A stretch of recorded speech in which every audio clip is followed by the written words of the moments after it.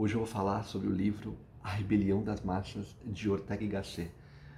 Eu sempre lembro do nome, né? Ortega y Gasset já é um nome que coloca a banca, né? Um filósofo, ele não tem só uma escrita boa, mas geralmente tem um nome que já coloca a banca. Lembrando que isso faz parte do meu estudo, né?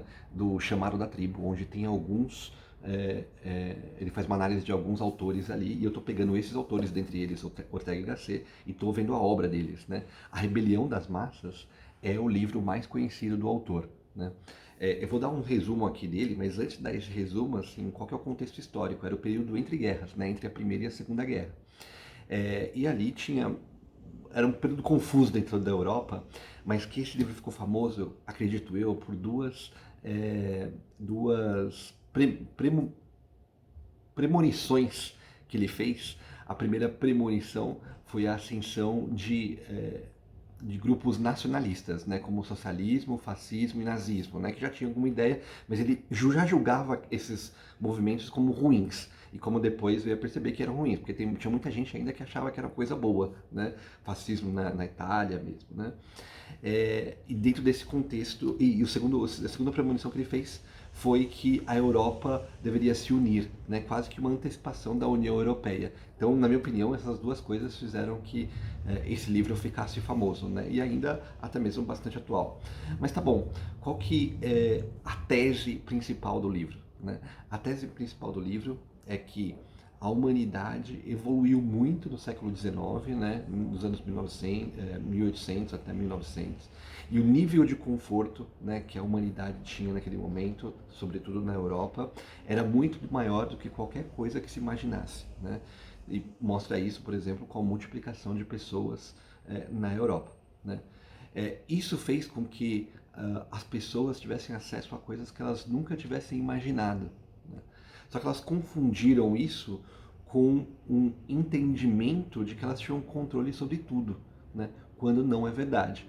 E mais do que isso, não só tem um entendimento de quem tem o controle sobre tudo, mas querem impor isso a outras pessoas. Isso é justamente o contrário, o que trouxe em primeira linha todo esse avanço tecnológico e de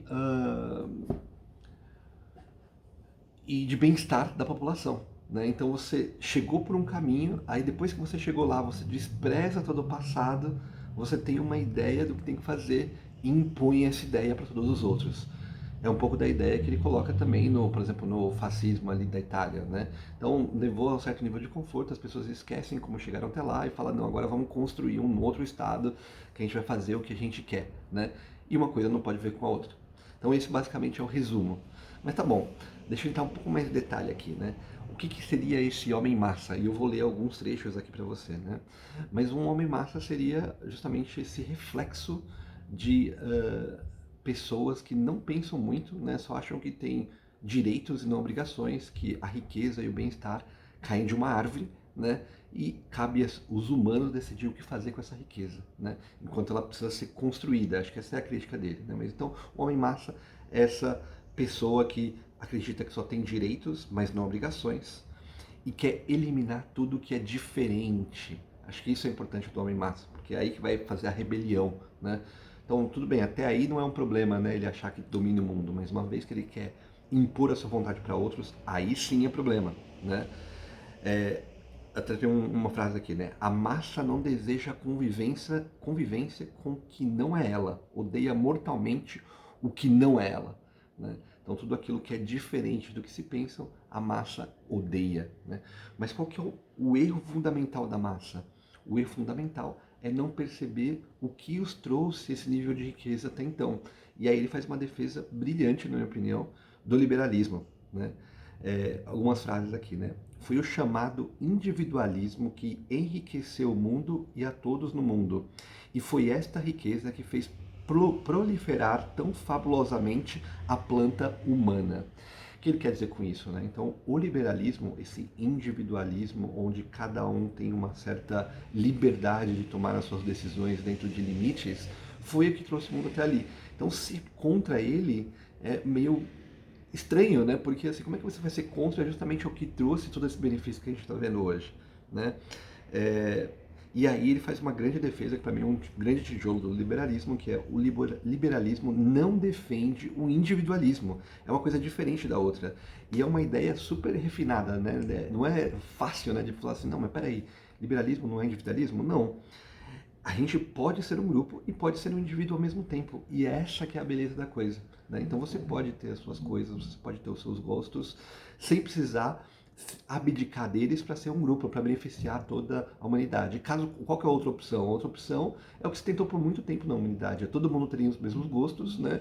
A gente obedecer um chefe central e isso vai levar o quê? Levar uma pobreza muito grande, né? Só depois que a ascensão do liberalismo veio no século XIX que a riqueza da humanidade foi muito adiante, né? Outro tema interessante ainda nesse bloco de defesa em favor do liberalismo, né? É falso que as circunstâncias definem o nosso futuro.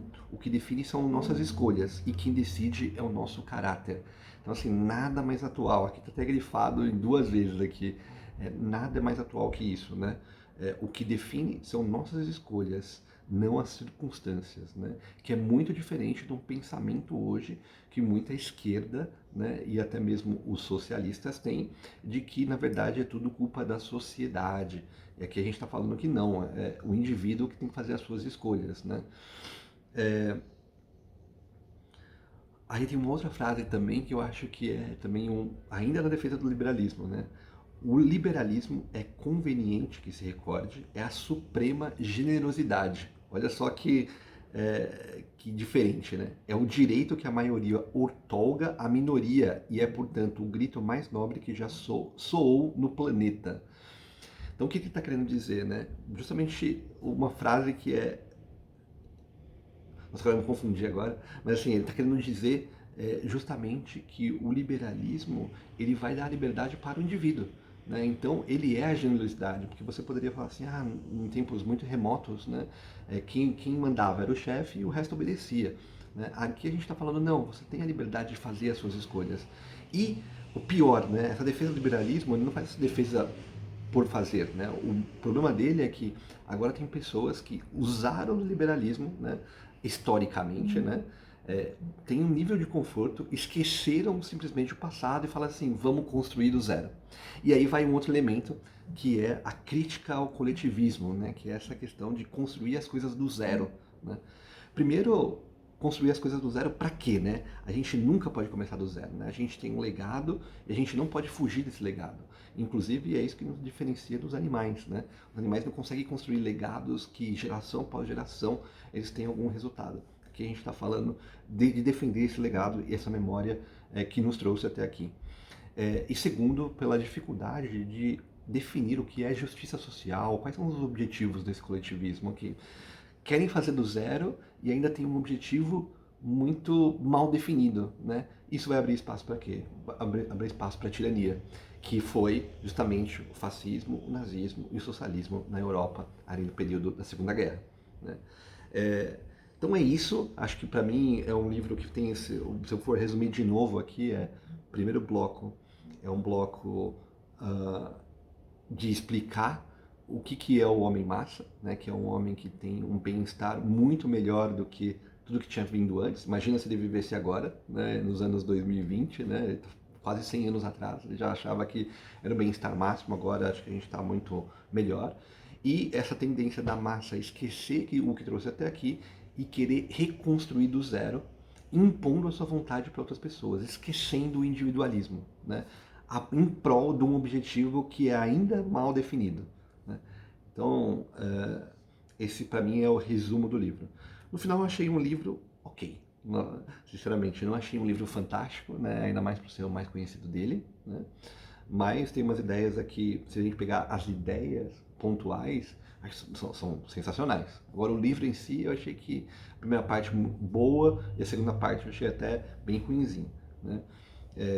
Mas é isso. Acho que vale super a pena, valeu super a indicação. Eu acho que agora eu consigo dominar melhor o que é a chamada rebelião das massas e fazer a conexão com o que a gente vive hoje em dia, né? Eu fiz uma conexão no texto que escrevi, que é os famosos socialistas de iPhone. É justamente isso, né? Tem uma série de benefícios que que estão no dia a dia, eles simplesmente querem esquecer esse benefício, reconstruir do zero, né? Uma coisa sem qualquer reflexão sobre o assunto, tendo certeza de tudo, impondo a sua vontade para outros com um objetivo sequer que é mal definido. Mas para mim isso é a completa definição do que é um socialista de iPhone, é alguém que não tem a mínima consideração pelo que foi construído e pelo passado, né? E acha que tem a solução para tudo, né? Sem sequer pensar nisso, né? Nossa, como o mundo é complicado e a pessoa acha que tem uma solução simples. Mas enfim, né? É o que tem aí para hoje e não há escassez de pessoas que querem mandar nos outros, né? Então, por isso, a rebelião das massas, ela é sim uma tese super, super atual, né? O livro, de novo, ele é um livro ok, mas a tese, sim, vale muito a pena saber, porque tem tudo a ver com o momento que a gente está vivendo hoje em vários países do Ocidente, essa tendência socialista em muitos partidos políticos por aí, tá bom? É isso, vou gravar outro vídeo também sobre Ortega y Gasset, sobre o estudo geral que eu fiz dele, não só sobre o livro A Rebelião das Massas. Valeu!